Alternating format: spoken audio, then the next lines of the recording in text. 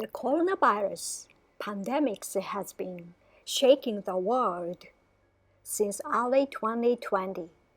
More than 4 years has passed since the outbreak was first reported in Wuhan, China.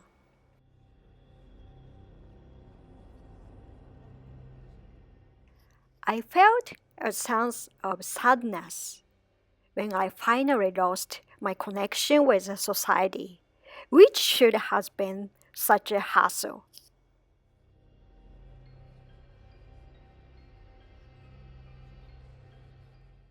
The World Health Organization (WHO) is reported to have set up the pandemic. It has not yet arrived, but the end is in sight. The world has begun to regard it as an endemic that has lowered the level of the daily crisis. In Japan, too, there has been a move to return to the pre-coronavirus level.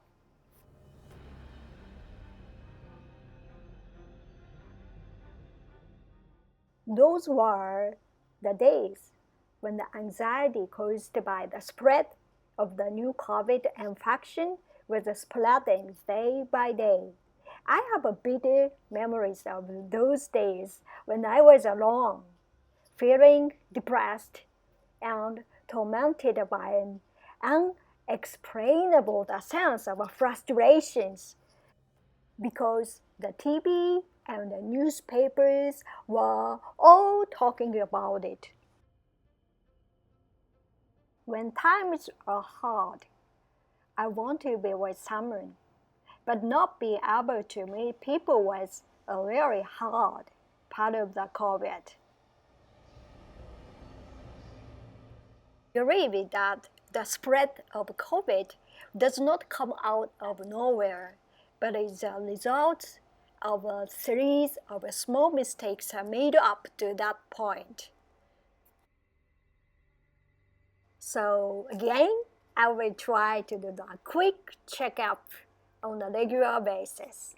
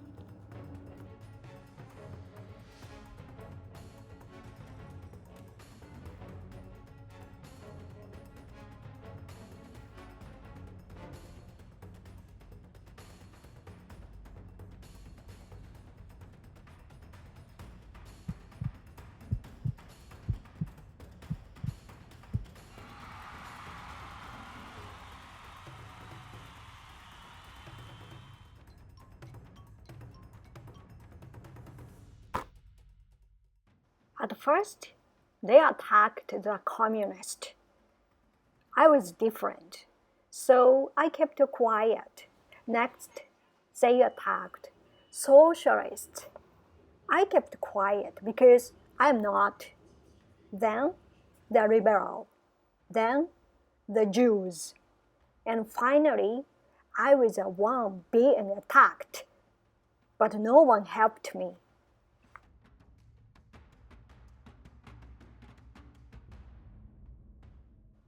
The scariest thing is to stop thinking. Keep thinking with my mind.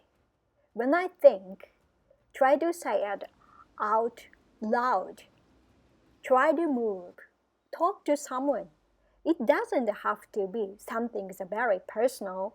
Why is it so hard to live? Why is my tolerance so slow? Why doesn't it go the way I want it to? For example, even choosing a food when shopping can be a trigger for thinking about how society works. As we think in this way, we will come to understand that international affairs as repeated in the news, nuclear power plants, bases, and constitutional issues are all connected to us. In the process of keeping our fears, doubts to ourselves, I became insensitive to the pain of others and even willingly turned to the dark side. I realized that I am in danger and regret not having resisted. But in the next moment, excuses for not having resisted keep popping into my head. The government was moving quickly. I had a job to do, and there was a lot of stuff that I had to do every day. Everything that happens is done under a cabinet that is supported by a large number of voters. The results bounce back on us eventually, actually. Conversely, now may be the time to change society. The bigger the problem, the more people will be interested. The more people think about it and participate, the more power we have to change society.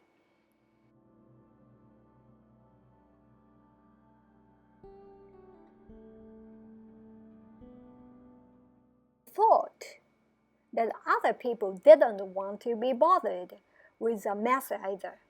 So they were just sitting back and taking it easy.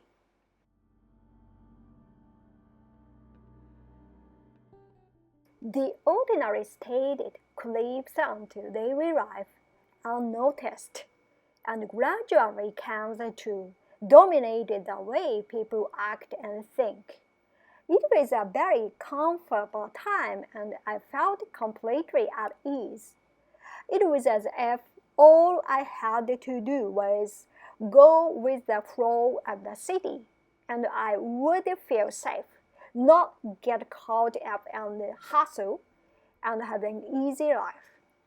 In a society where people's emotions are filled with anxiety and dissatisfactions, they tend to believe in someone who speaks out loud with easy to understand words as if he or she were their savior.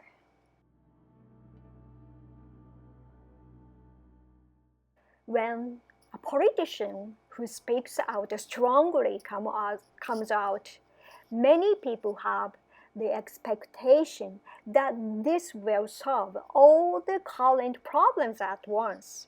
This was exactly the situation in pre-war Japan, and I feel that a similar dangerous trend is continuing from the late 1990s to the present. The feeling that things would not be so bad if they were followed and that they themselves are not in danger may be common to many people, even if there is something stuck somewhere in our mind. We forgot about it in the midst of our daily lives, or we keep our mouths shut annoyance.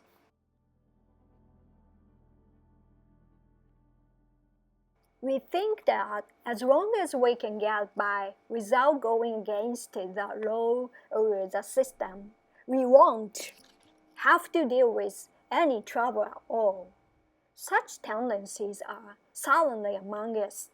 There is a concern that the conspiracy crime, which allows people to be charged with a crime from the planning stage, even if they do not actually commit the crime, will lead to unchecked surveillance and investigation on the mind of each and every citizen.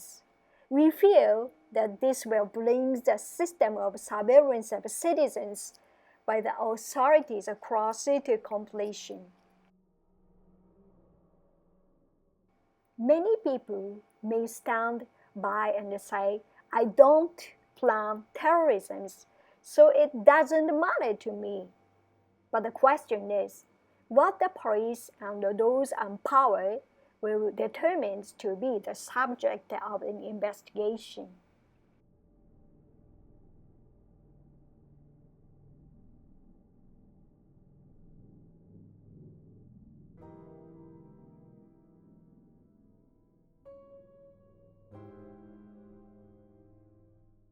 I would like to re-emphasize the importance of having a healthcare policy based on scientific evidence and the use of AI to analyze the pandemic spread. For example, has made great progress worldwide and played a major role in COVID-19. On the other hand, it is understandable that when results are better than predicted, exaggerated scientific data can be criticized for causing an overreaction and causing more damage to the economic than necessary. But science is not the panacea and evolves as it is used.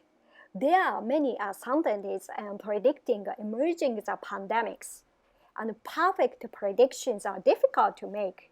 We hope that people will understand the usefulness and limitation of science, neither trusting all scientists nor denying all of them, but calmly examining the data and using it to make decisions on healthcare policy.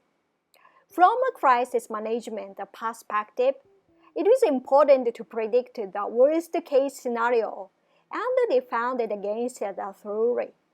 There is no denying the value of the many lives were saved as predictions of pandemic spread shocked countries and provided the basis for drastic medical policies.